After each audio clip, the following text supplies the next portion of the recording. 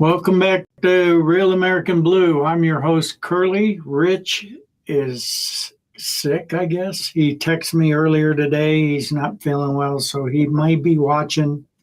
So hope you get better, Rich. Anyway, today's show is about when cases go cold.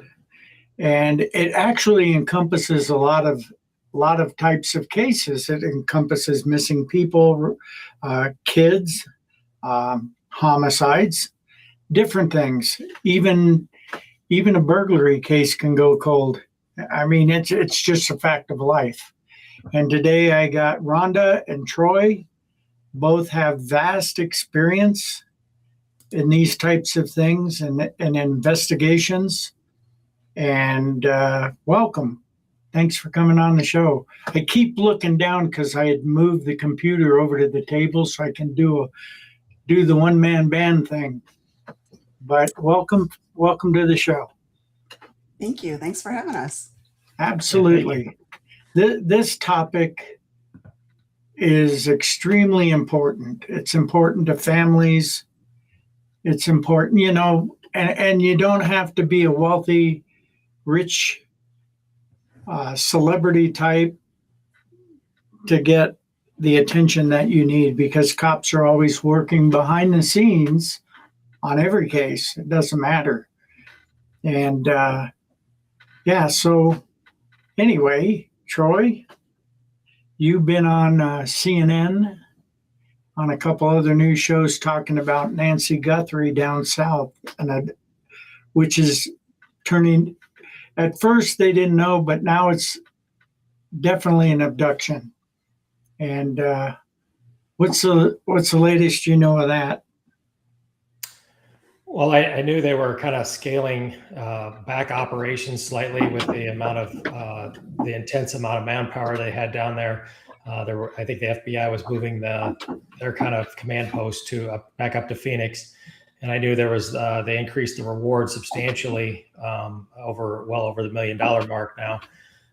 And I know they haven't put out any updates about the glove that was kind of the crucial piece, whether or not that was, I know people were talking about genealogy being used and IG, investigative genetic genealogy. We ran into some hurdles on those kind of type of investigations. If somebody is not, it seems like the Caucasian Anglos populate the genealogy websites as opposed to some other, the African American, generally speaking, right. So, or the Hispanic or the indigenous Americans. So that may be, that may have come up, and the potential abductor may not be, may have been in that population, and that it's just kind of become difficult at this point. Right. We have seen no proof of life, and it's over a month, which is, right. I think the family's trying to keep up hope, and that's what you have to have hope and pray, but at the same time, it's a person in her medical situation and her elderly state. It's not looking good. No. So. No, one of the things that I was thinking on it was where those ransom notes were sent. TMZ, both news channels down in Tucson, they both all of them have a social media influence. TMZ and the news channels down there. And I was just kind of farting around looking at the Tucson one. Yeah, TMZ's got over 1 million followers, so it'd be a little difficult. But I know that and that's just on Facebook. And I know that if they concentrated on the local news channels, look through the people that follow them, find out. You can kind of narrow it down. And I think that one KOLD or whatever it was, they had 300,000 followers, but then you could narrow it down even more as to who, get yourself a little suspect pool to work with, see if anybody's matches the physical of the guy on the porch, things like that. I mean, at this point, they got to try everything. And that's what I wanted to bring both of you on here for, because on the onset of a case, especially something like this, elderly or kids, they need to leave no stone unturned. They need to go after everything. Family, cell phone data, social media, the email stuff, everything. The online presence, all of it needs to be checked. And sometimes smaller agencies don't have that luxury to be able to do that. So what do you guys think? I'm going to let Troy take that one because we are not law enforcement. We do awareness. Well, I think, there, from what I've seen on missing persons investigations and worked around, is you sometimes assess what you've initially got, and then you begin to build from there. And it sounds like that's what they ultimately were doing, is once they realized, hey, this is much bigger than what we can handle. There were calls made to the FBI, and the FBI was brought in, and I think other agencies around that area, Tucson and other local departments were brought in to help.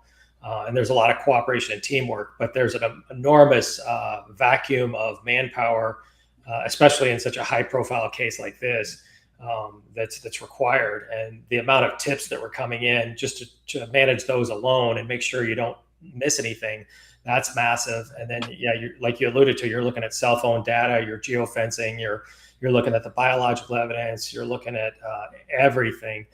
That is just a massive investigation. And then you have layers of command staff and that kind of thing that you have to kind of navigate, what's going to be put out to the media, what's not, what are we going to hold back.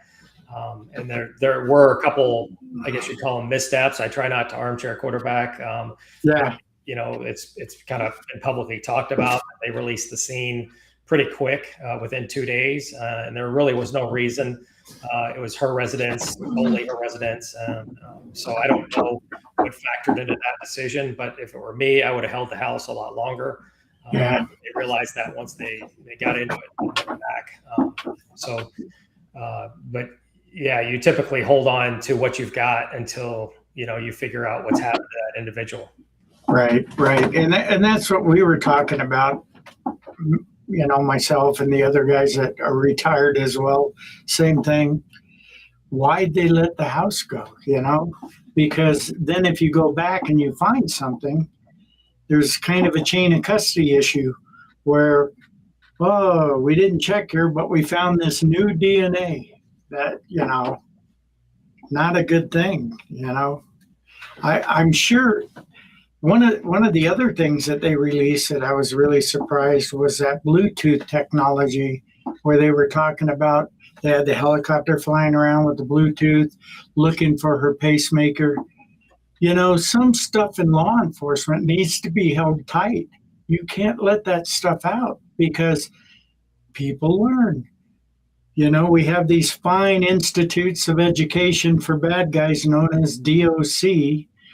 And of course they talk about this stuff in there. And of course they teach different techniques, different things, because they learn from each other's mistakes. And, letting a lot of information out, especially stuff like that, investigative, not a good idea. Not at all. Me personally, I thought once they released the video of the porch, that was going to be a massive break in the case. Because I was thinking, hey, somebody's going to realize how that guy walks. You had a mustache, you had some finely manicured eyebrows, you had just a pretty good look at that individual and how their mannerisms and how they carried a gun that was just odd. The gloves to backpack. To me, that would have opened up a huge,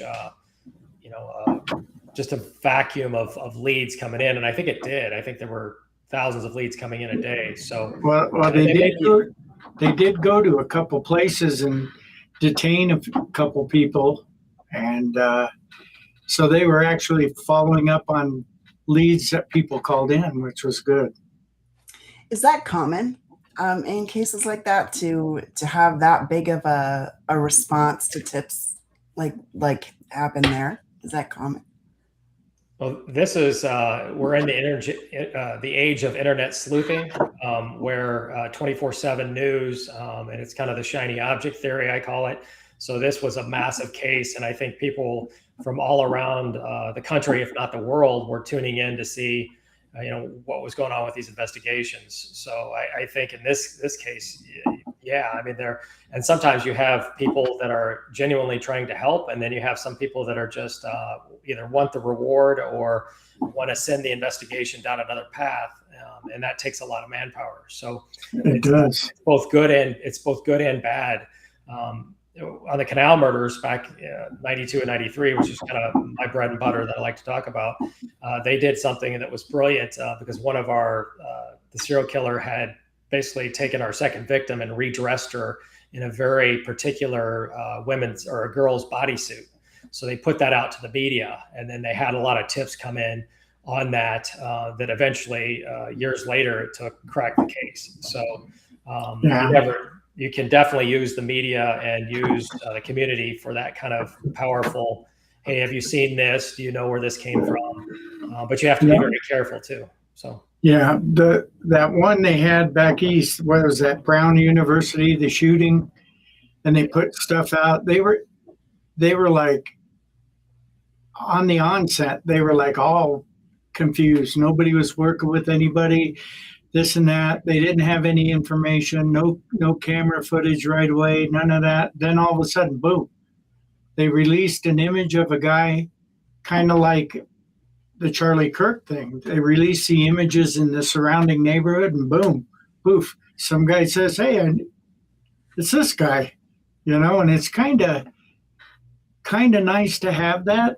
And it is a delicate line you have to walk, because should I release it? Should I not?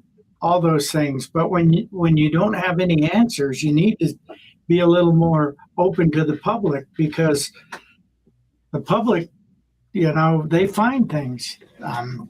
The shooter that shot that CEO in New York, and he was sitting at McDonald's, and somebody there, and a McDonald's employee goes, hey, that looks like the guy from New York. If you don't say anything, you go, nah, can't be. If you don't say anything, no one will ever know. And if the cops come up and talk to him and it's him, that's what we need. We need more of that stuff. And the internet can be good and it can be bad at the same time. So, and in Rhonda, in the case of some of these people that went missing up here, and I only know the ones that are in the general area up here because I kind of pay attention to that since it's close. I know there's others here in Arizona that go missing, and eventually some hunter somewhere finds human remains, and that's what I was talking to you about with NamUs. I put statistics down. What was it? Unidentified bodies, 1,330 some odd to 1,500 unidentified cases at any given moment. And those are bodies that are found that aren't identified.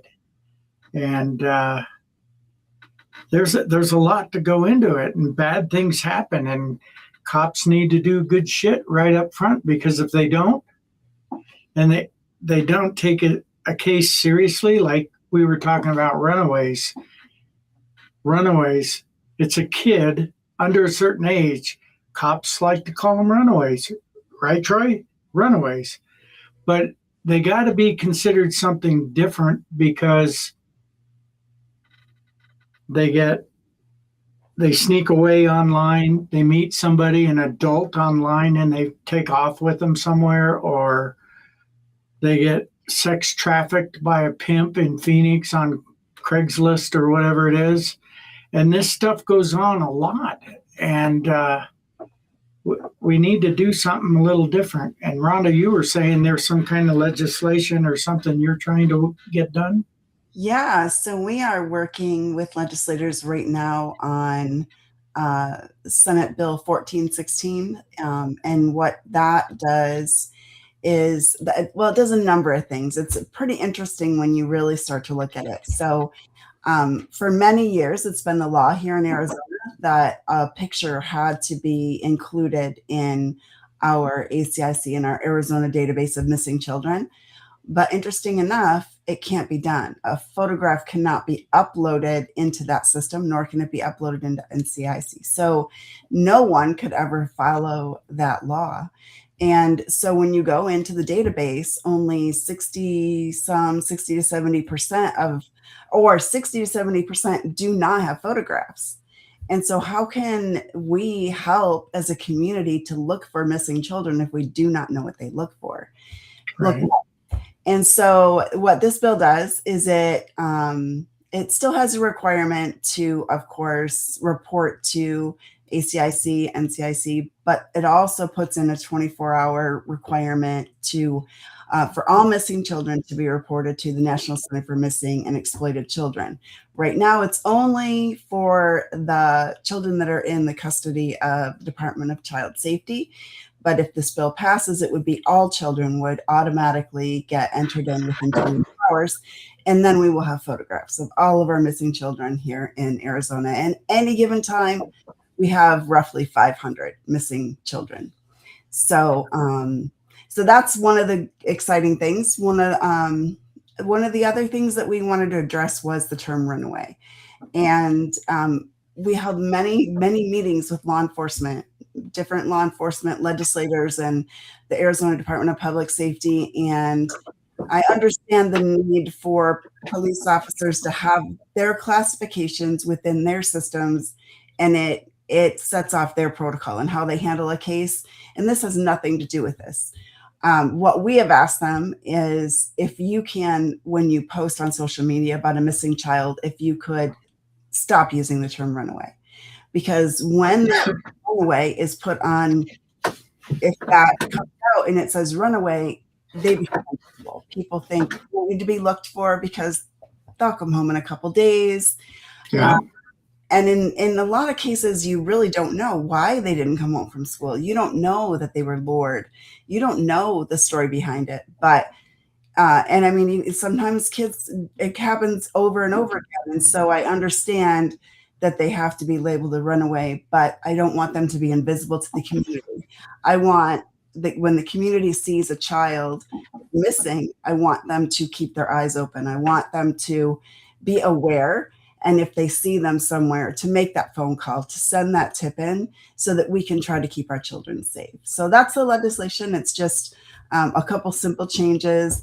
There's some training language in there because there is no official training required for missing children. So there's some training requirements that law enforcement had worked on the language for that. And so I'm looking forward to seeing it go through it past the Public Safety Committee and the Rules Committee unanimously. And I don't foresee having any problems with it. So, Oh, right on. yeah.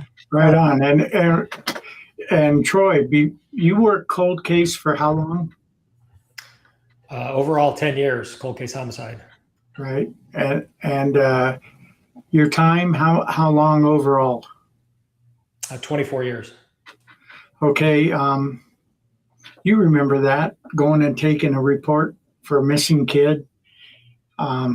I don't know exactly what Phoenix's protocols were. I know that they had a different system, PACE, and but ours was get the photos because it was required, but we get them, but they just go into evidence. And if it was something where it was someone endangered, we would make flyers, distribute the flyers, put them out on social media, things like that.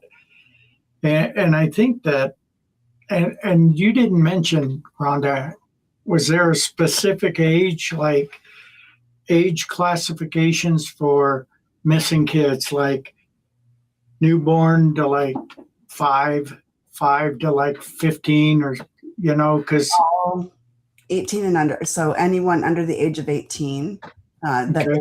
be entered into the National Center for Missing and Exploited Children and be posted on social media as a missing child. And they have the ability to do other things. They have the ability to classify them as missing and endangered, or run a turquoise alert, or a safe alert. I mean, they have the ability to do those things if it's warranted, but just basically any child that goes missing, we're asking as advocates in the community to have the opportunity to help by knowing what they look like.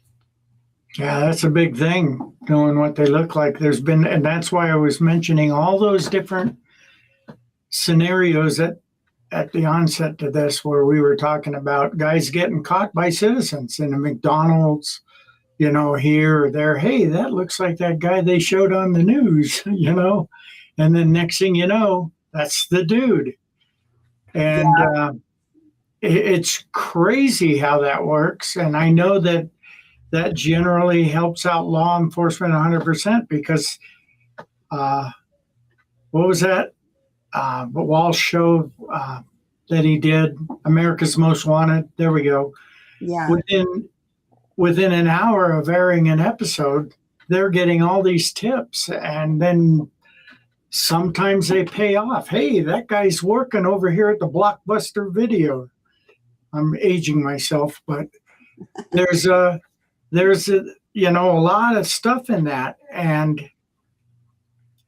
so I think we need to be doing a better job as a community. And on what you were saying, Troy, on the tips and all the internet sleuths, I saw it on Facebook and social media platforms, all these people wanting to be YouTube heroes and go down there, and they're filming in front of the crime scene and doing all that, and talking about it. They have no idea, and if you phone in a tip, I'm not discouraging people to call in tips, but sometimes it just burdens the system if it's nothing of value.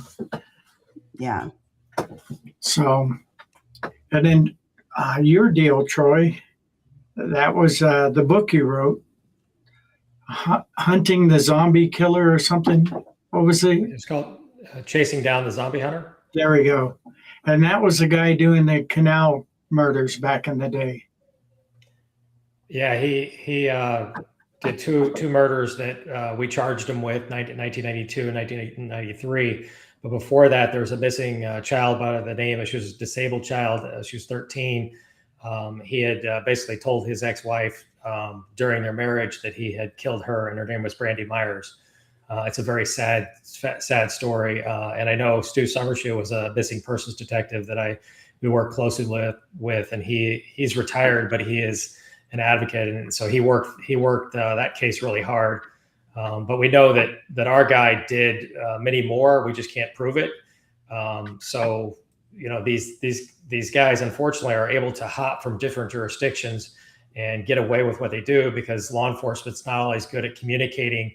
And at the heart of what Rhonda's saying, we're not communicating out pictures, which is vital to know. Is if you see something, say something, kind of that message. You have to know what the person looks like to be able to say something.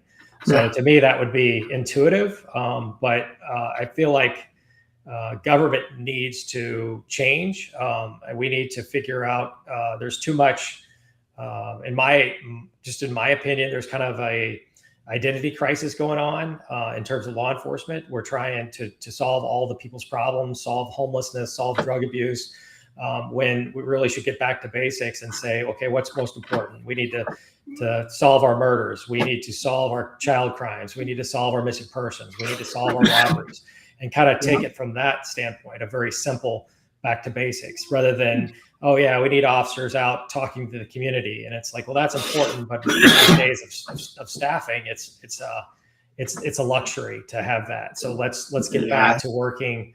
And then I'm a big advocate of cold cases matter. I have a slogan. We can't give up on these cases at the year mark and just say, oh, well, we tried. And then, if something develops, it develops, kind of thing. You have to have talented, passionate, hardworking, fully staffed squads to go back in there and keep those cases alive, and keep looking at them. So, agreed. Can I ask a couple questions? So one question I have is, do you think if the zombie killer, is that what he was named? Do you think if that occurred today, if that would be investigated differently, and because of technology, it maybe would have been solved quicker if it would have if it was happening today? Yeah, you're talking the Canal murders, what Brian Patrick Miller?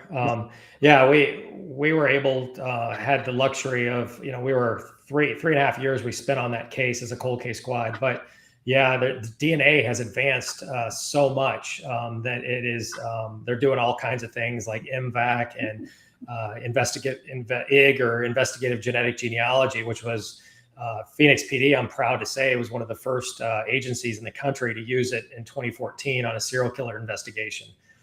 So that is a game changer, and that's something that's a tool in the toolbox that we didn't have in 92 and 93. So yeah, there's I wouldn't say he'd be caught any quicker. I can't say that with any definitive, but the chances are likely yes. Yeah. Yeah, and some of that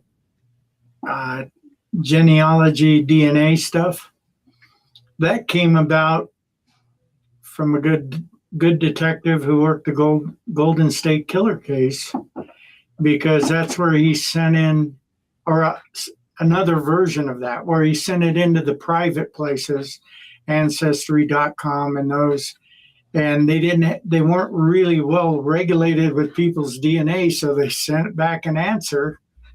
And he found the Golden State Killer, who was missing for unidentified for all those years, all those killings in California. And it came down to that. But that also, it's like anything else. When you find a new technology, there's like some defense attorney somewhere that goes, oh, well, hold on. We need to change this because you can't be able to go in there that easily. They make it a little more challenging. But now that you know it's there, you can do it. You can get the search warrant or the subpoena information and get it served properly, and then you get all that stuff, and then you don't get your case tossed or something like that. But you're right. Technology's changing every day, and that's why the thing with Nancy Guthrie, I'm really surprised they haven't gotten anything further in that case. Can I interject? Sure. So I get a little bit of my team and I get a little bit not agitated is not the right word, but Phoenix PD was really set the groundwork for the Golden State Killer. We used genetic genealogy 4 years prior to them in 2018. And I think one of my detectives told them at a conference in California about it. So not to take anything away from them, but just to clarify. No, I'm not. I'm just saying that it wouldn't surprise me because those guys are in California. That doesn't surprise me none. And, but I know the sheriff's office, I can't remember who it was, but they solved the crime or a homicide based on like DNA off of mesquite trees or a plant that they sent down to Tucson to the university there, and they go, yeah, this is this particular species which only grows right in this area, and they got it off of a guy's pickup truck they suspected, but they didn't have the body. So they went out there to that area, searched it, and found a body. The victim, which was crazy. And that was back before I got hired on. But, the advancements in this stuff is just amazing. And, yeah. And then we need to do a better job communicating. You're absolutely right. When I did detective work, I did district detective, which is generally everything: armed robberies, burglaries, some sexual assaults, death investigations, different things. And I was doing an organized retail case on these two guys, a father-son team that were going around stealing Bose headphones from Walmart, Target, all that. Well, we had one in Queen Creek, obviously, a Walmart and a Target, and they were victimized. And that's how I got turned on to it, was the loss prevention person told me about it. And then they tell me, oh, by the way, the Kmart or the Walmart over in Tempe got hit 6 times by these same 2 people. And Phoenix had, 7 of them. And all these different ones started coming in. So I gathered up all the cases from all those agencies and stacked them up. And we ended up catching the guys. And it was pretty phenomenal. But agencies don't talk to each other. When something happens in Phoenix, you don't hear about it over at sheriff's office out in East Mesa or Gilbert or Mesa PD. Nobody talks to each other. And I think that if they have these things like you guys were talking about, cold case seminars, different things where you go and you talk about stuff, I think getting more involved in stuff like that will help out solving investigations that you might be working on, So anyway, and yeah, I did. What's that? Do they have anything like that where, every so often all of the agencies get together and talk like that? Well, they have Auto Theft Task Force, and then they had the Auto Theft Investigators Association of Arizona. Then they had the financial crimes one that the guy runs out of Scottsdale for financial crimes. And detectives can go to him, or for that matter, any cop can go to him from an agency and go in and listen, talk about things going on, and exchange information. And it pays off pretty good. But, it's not as frequent as you would like to think. Troy, you were going to interject something with like cold case and things. Yeah, so there was a general lack of cold case training here in the United States. We found it difficult to find anything of quality. There are some vendors that do put it on. But one of the things we started was the Cold Case Investigator Association of Arizona. And we were very successful in building, Scottsdale and Flagstaff and Tucson, and some of the other agencies, sheriff's departments came on board, and we were having quarterly meetings. But it was tough to set up. And we kind of, Phoenix is the biggest, agency in the valley or in the state. So we decided to kind of take the lead. But it had to be, it's something that we had to keep alive. And when they disbanded our cold case squad in circa 2016, we just couldn't keep it alive. We offered it to some of these other jurisdictions to say, hey, to keep this organization up. And they all said, we don't have the time, that kind of thing. So we basically had to disband that and move on. But it's sad there's nothing like that. And what I would like to see is the AG's office has started a cold case task force of sorts. And I haven't heard much about it. I think they've taken on 10 cases in the state and are working. But I would love to see that rolled out on a more, a larger basis, to take a truly probe of the state of cold cases in the state of Arizona, because that hasn't been done since I think Governor Brewer was in kind of at the helm in 2000. Right. So she put out directed them to put out a white paper saying, how many homicides do we have in the state of Arizona? What's the best practices? How can we get a handle on this? And nothing like that has been done since. To me, that needs to be done, because 19 years have passed. And I would love to go in personally and help agencies set up cold case squads, find kind of the right recipe for solving cases, because I'm very proud of my team. I felt like we did a good job doing that. And my phone's not ringing. So, it's there's not a lot of communication. Well, a lot of things, their attention's diverted by different things that they get mandated to do. Like us at the sheriff's office, we had the monitors, and we had all these things that we had to spread manpower out to different areas. And of course, cold cases getting eliminated because of that. But what would you think about a group? And I had thought about this too, and some of the smaller agencies getting a group of retired detectives or retired cops to go in to help an agency with a couple cold cases or whatever. And it could be anything homicide related. It could be cases involving missing people. And if it's focused on just those two groups, you go into a smaller agency, you contract with them, and you go through their cases and you go, well, did anybody talk to this guy? And you can reread, get another set of eyes on that case. Because sometimes, there are cases that you work and you go, man, it's got to be right here.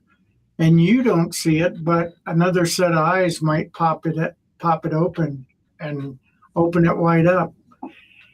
Besides the zombie one, do you remember any other case that came to mind that was a cold case that you guys found and got resolve on?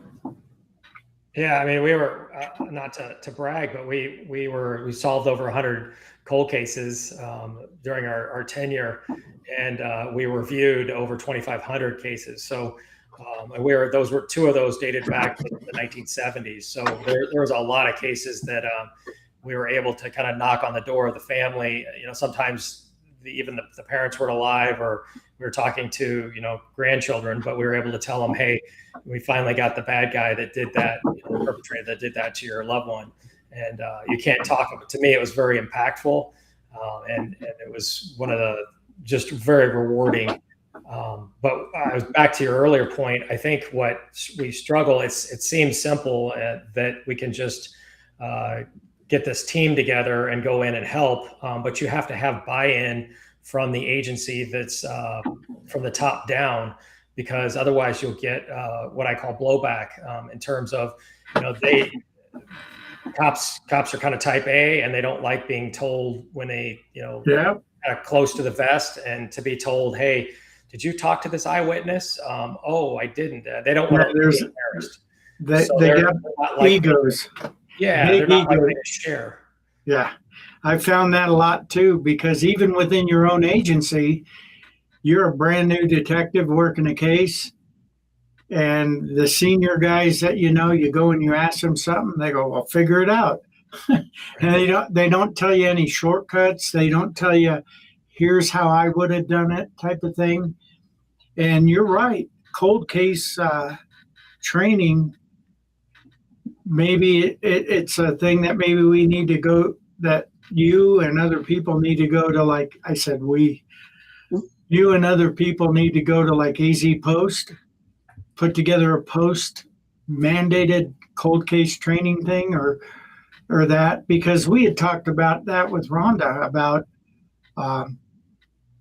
mandating training for new guys for like basic report writing, basic information gathering, because that, I've worked cases where the information it was there, they just didn't gather it, and it's tough to do. And that we saw that when they went back to Nancy Guthrie's mom's or her house and re-entered it looking for evidence. I mean, you got to do it right the first time. You got to be able to ask the right questions. You got to be able to gather that information. I remembered there was a triple homicide, and I was in auto theft there, and they were working this cold case that they got new information on, and they came down to me because I used NICB. Do you know what that is? National Insurance Crime Bureau. It's anybody who and everybody that's had an insurance claim is in there, and I used it for auto theft for investigations. And it's just another tool. But they came to me because the detective years prior put a guy's name, no birth date, no FI information, nothing, no way to contact him, and he was a witness. So I did it, found him, went to DES or Department of Economic Security for pay and different things, found him, called the company, all in a matter of an hour. We drove up to North Phoenix to a construction yard, found him coming back from a job to the yard. And I said, hey, there's a homicide detective that wants to talk to you because you saw something back in whatever it was, 2006, something like that. And he goes, oh, yeah, sure. I was wondering if they'd ever call me. So he drove to the office. They got his full FI info. They got everything. And they were able to do something with that case when it just sat there. And the information you gather at the beginning of the case, that's the most important part.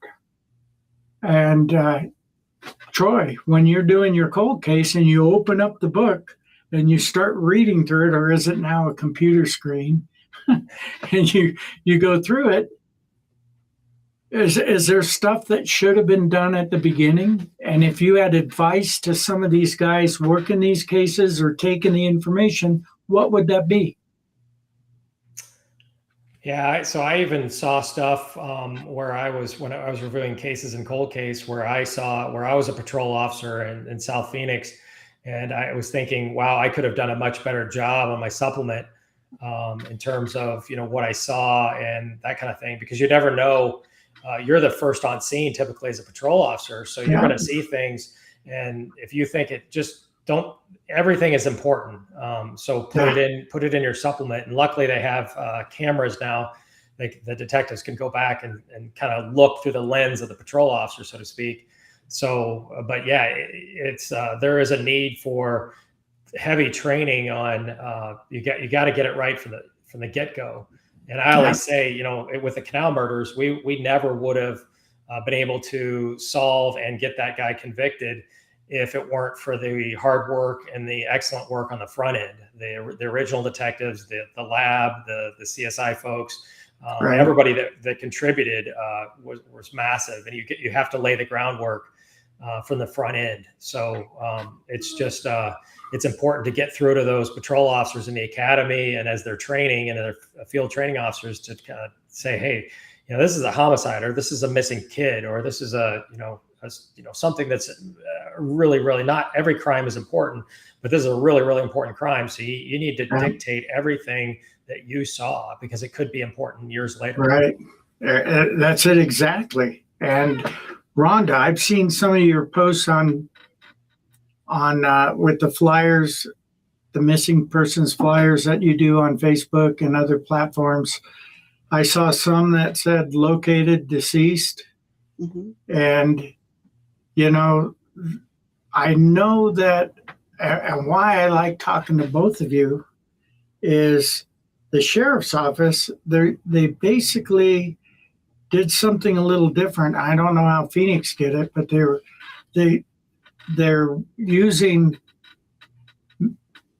They put homicide guys with missing persons guys because generally, in some cases, that's what happens, and I don't know what does Phoenix PD do? Missing persons separate from homicide, or are they combined? So when I was there, circa 2008 to when I retired in late 2021, it was separate. It was cold case homicide, cold case missing persons, and cold case sex crimes. They've since combined cold case sex crimes with cold case missing persons. There was talk about combining them all. The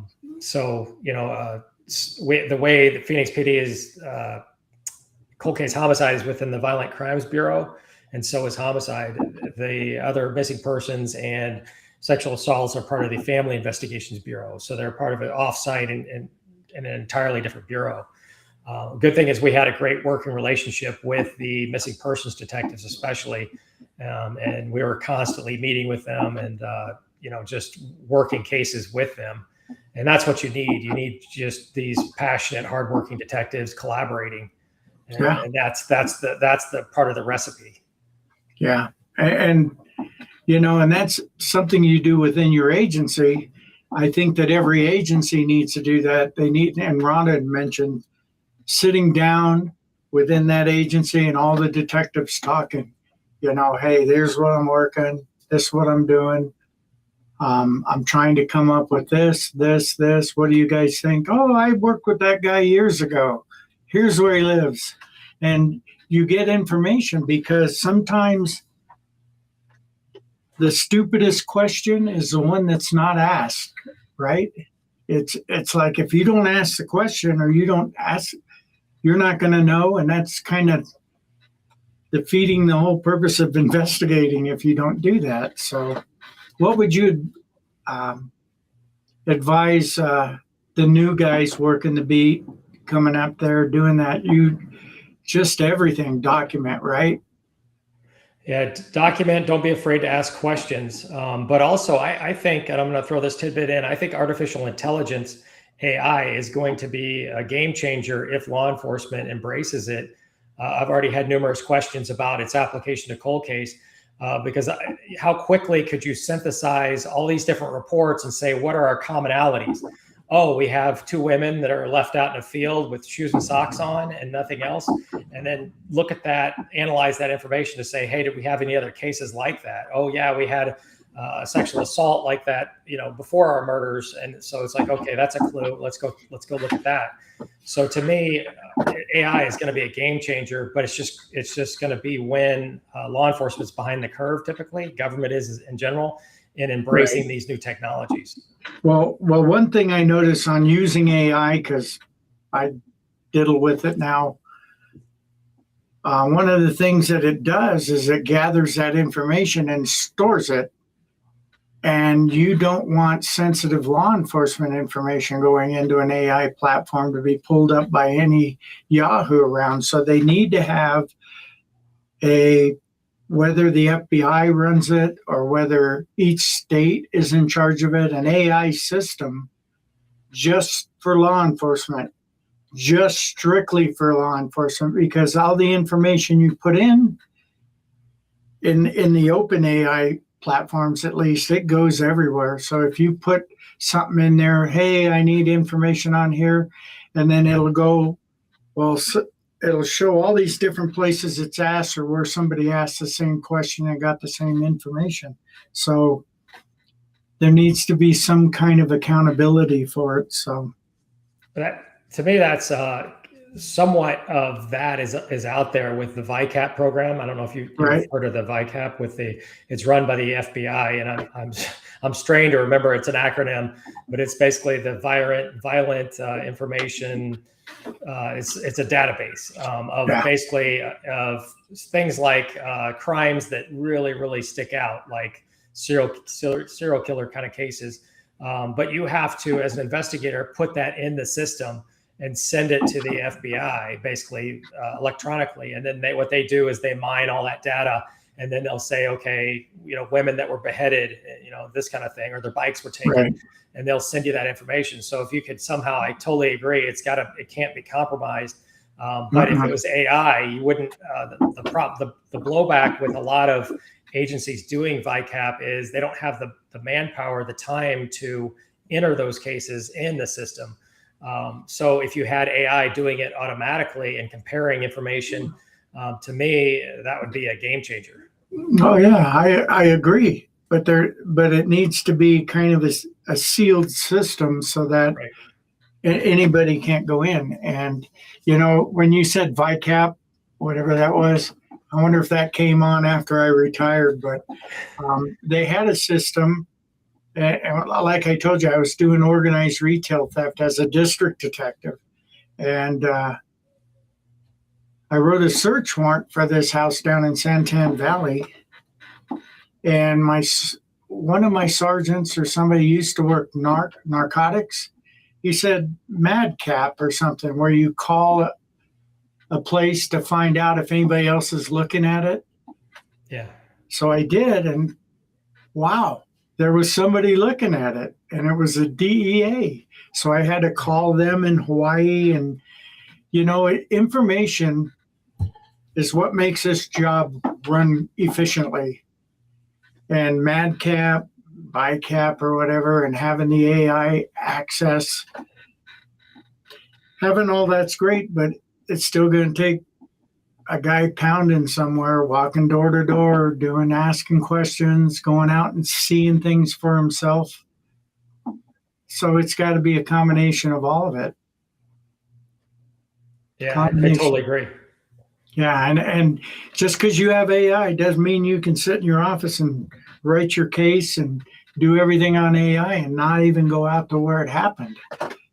So anyway, like there was something I was going to add. Oh, and that's what it was. Rhonda, you said you were pushing information on when somebody's, like a kid snatched, and it had to do with the cell phone data.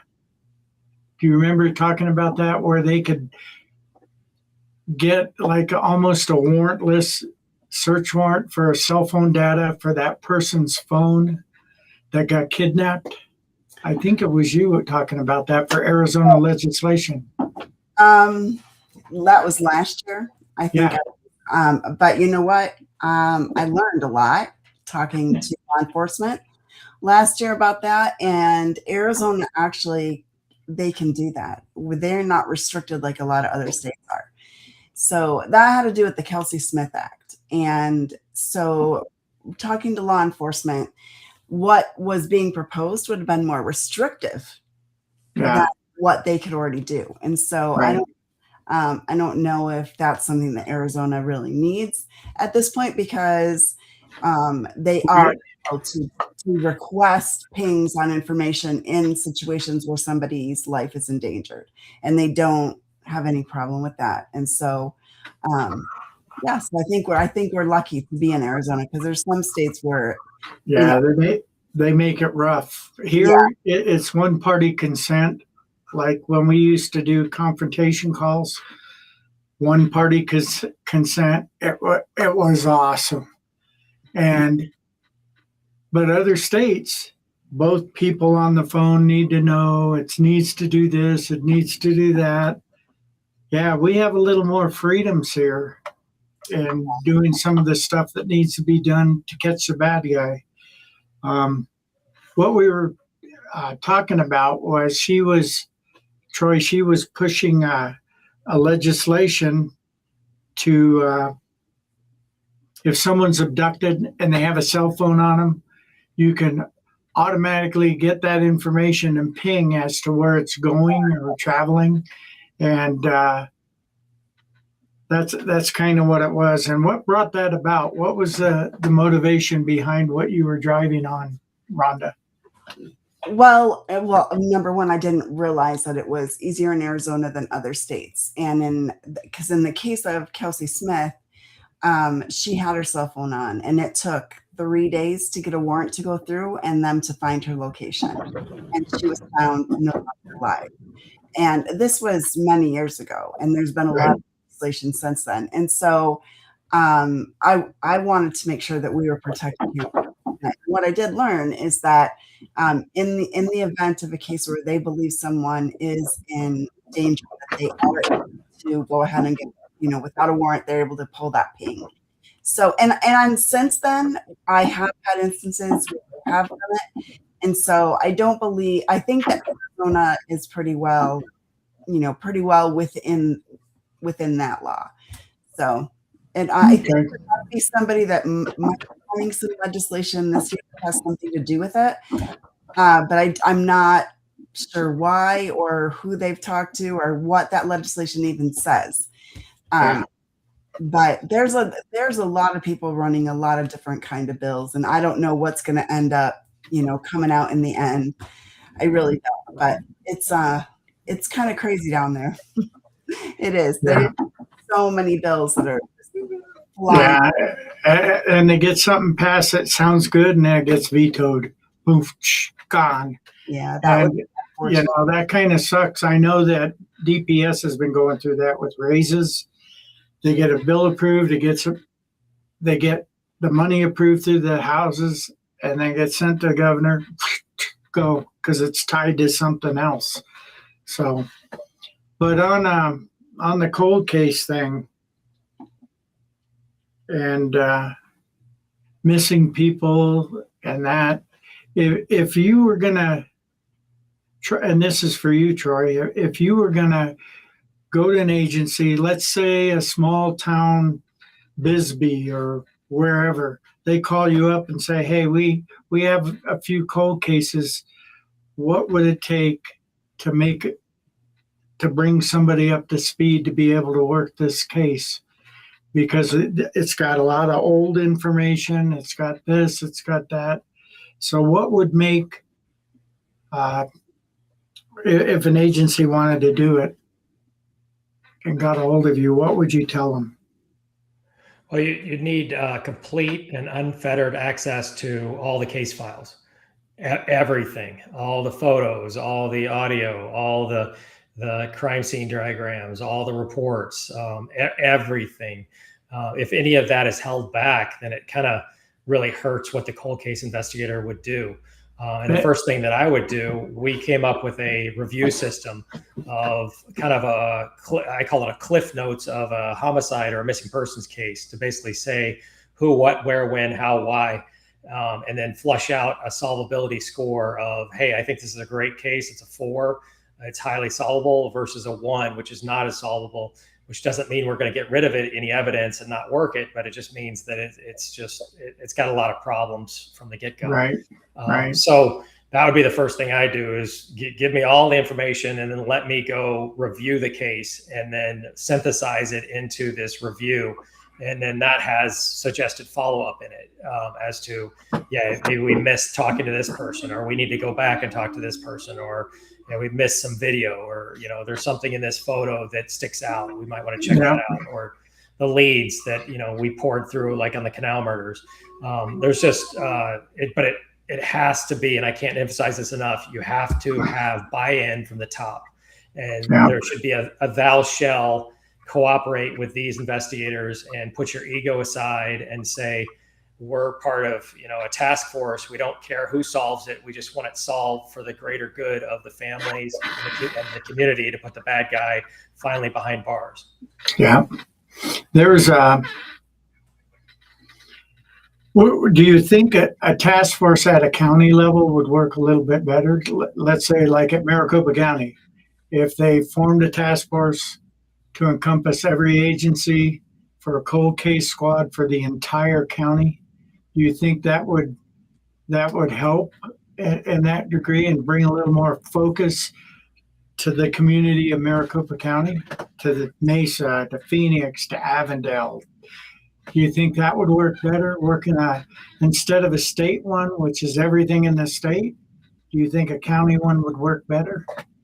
Yeah, I'd like to see both. But yeah, we kind of had a derivation of that.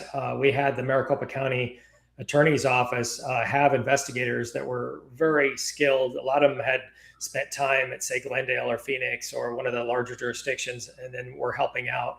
And they were deployed to help cold case. And I would constantly say, hey, we've got 2,500 plus cases. I've got 5 detectives. We need help.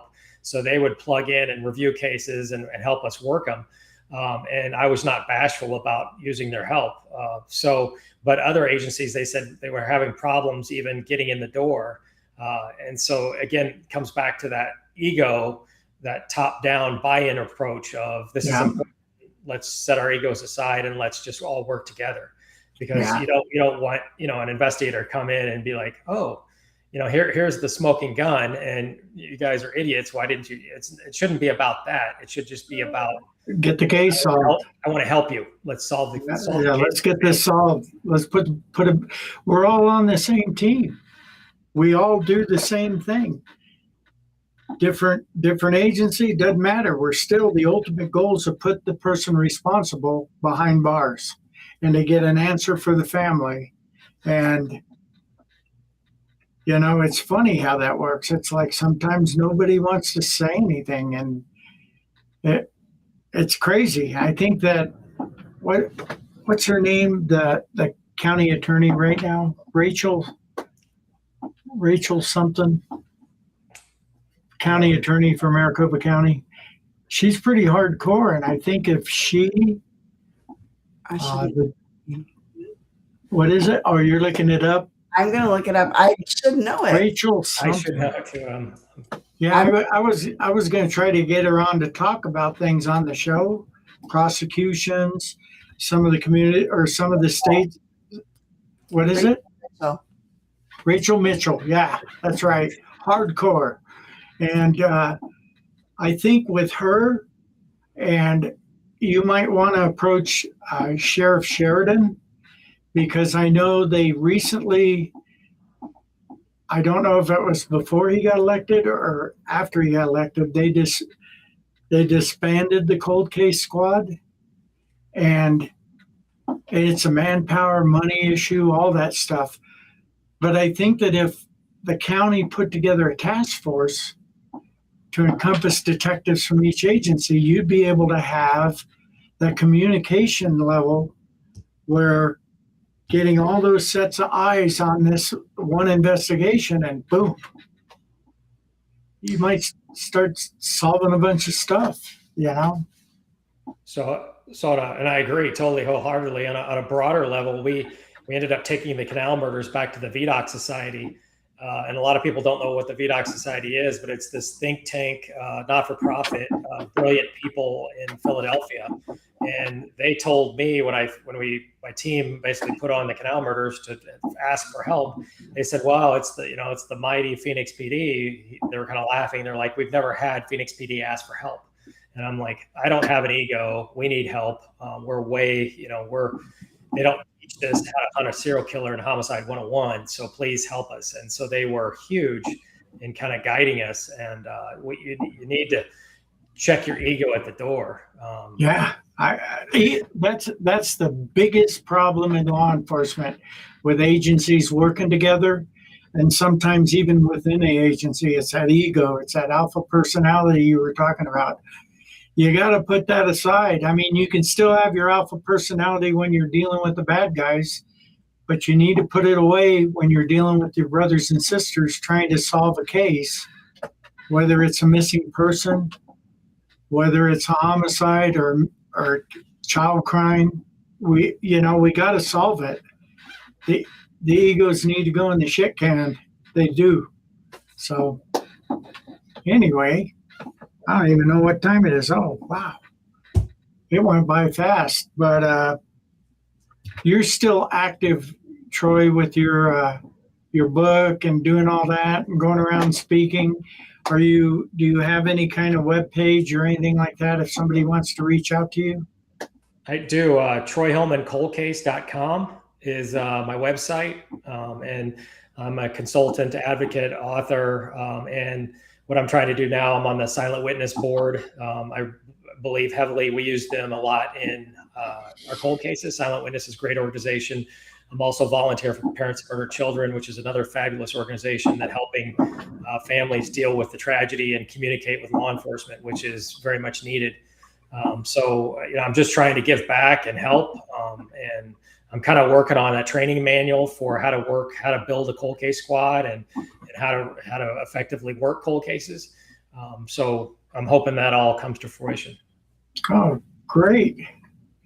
And Rhonda, how does somebody get a hold of you? You're with Missing in America. Missing in America Network. So it's just missinginamericanetwork.org. We're on all social media as Missing in America Network. Our toll-free number is 844-MIA-LOST. So yeah, we work with families. We walk alongside them when they have a missing person, whether their missing person's been missing an hour or 10 years or 20 years. We try to help people figure out how to keep the story going. And I have a bunch of questions that I wish I could ask you, Troy. One of them, from a family perspective, is how can a family continue to get support of law enforcement as year after year after year goes by, and they feel like, or they actually are told, until we get new information, there's nothing we can do. And so what can a family do other than the advocacy part, which is, we try to flyers and events and community outreach, but what can a family do to get more support from law enforcement? Yeah, I always said that, there's a delicate balance between overwhelming your detective, calling them every single day and saying, you know, I want an update, versus, you know, I think every family deserves a once a year, if they want it, in-person Zoom meeting with the detectives, whether or even on the phone, to say what is new. And what I found is, I guess I expected to get yelled at a lot just because of sheer frustration from the family members. But if you just told them, hey, we're aware of the case, Detective so-and-so reviewed it last year, you know, it's on our radar, we're trying to balance X number of cases. If you just communicate clearly with them, they're happy. They were happy that we knew about the case, that it had been reviewed, and that somebody cared. And I told them, we're not going to get rid of the evidence. We're not going to close the case. And, you know, just, I think we owe it to families to have that grassroots communication, because to me, there's nothing worse than to call and say, you know, I talked to Detective so-and-so, and they're like, well, he retired, and say, you know, it's in a huge cold case queue, or nobody cares. I mean, that to me is horrific for the family members. So, again, I go back to the review system. If case reviews are being done on a regular manner, then those can be updated, and then you can have a detective stay up to speed on that case, because you have that cliff notes, you have that review. Right. Thank you. Yeah. And there was, besides Chelsea Grimm up here, there was that kid, that young guy that went missing over by Williams. Any word on that? Are you talking about Jarrett Brooks? He did something on Google looking for a car repair place. Oh, Matthew. Let me tell you, I do have a little bit of an update. So over the last weekend, his family we're not closer to solving that. We did have Adventures with a Purpose come out and search some bodies of water, and nothing was found. They were able to clear bodies of water. So we're still looking for him. But over the weekend, his family continually would be calling his phone, just because they were. And over the weekend, it had been dead for 6 months. It didn't do anything except for just go to where, you know, it wouldn't even ring. Over the weekend, they got his voicemail. And so we were like, whoa, like, what does that mean? Nobody has been paying this bill. What does that mean? And anyways, to make a long story short, T-Mobile had released his phone number and given it to somebody without erasing Matthew's. So there was like a minute of, oh my gosh, what if, you know, and so it was a little bit intense for the family. And then of course, a huge letdown when, you know, his phone number had been given to somebody else. And like with Chelsea, and then now there's those other two women, the elderly women that went missing up the road. What's her name? Heim or something? Let me look. Stacy Heim. Oh yeah. And then another one who's 84 years old up in the rural spot, Westwood Ranch. Her cars are accounted for. She got her mail in Ash Fork, and that's the last time they saw her. Her car's at her house, but she's gone. And she lives like 20 miles north off of Route 66 in the middle of the forest. And nothing. And it's kind of crazy. And yeah, we got to get information out there. And especially when hunting's going on, elk hunting, deer hunting, hunters come across stuff all the time. All the time. When's the next hunting season start? September. Oh, not till September. We already did it then. Yeah. I was out looking. For animals. And But it can get answers and information, getting the information out, putting it out. Anyway, well, like I said, we're a little bit over, but it was an important topic. We got to talk about this stuff. Next week, I think it's retired Sheriff of Yavapai County, Scott Asher. He's going to come on and we're going to talk about some of these same issues and other things. And then I'm trying to get a guy to come on, and I think it's going to be the 15th of March. He's got a YouTube channel, Facebook channel, and when you said Bodies of Water, it reminded me. He calls it Adventures with Nod or Node. He's a diver, and he goes around in areas where people are missing, long time missing. And he searches bodies of water. Mm-hmm. And you should find his Facebook page. Man, it's amazing. He'll find the missing car and the person in like a golf course body of water. He dives in them, finds them, calls the local law enforcement to come out and pull it out. The body's in it, everything. The guy, that's all he does is go around and dives to get answers for all these people that are missing. So he's going to come on the show. That's and great. That'll be kind of interesting. Anyway, well, I thank you guys for coming on. And folks out there, you heard how to get a hold of them. If you got any information on a cold case or anything like that, Nancy Guthrie, call the Pima County Sheriff's Office for that, or the FBI. Give your information, or even local law enforcement, and pass it on, because somebody's got information out there about it, and it needs to get resolved.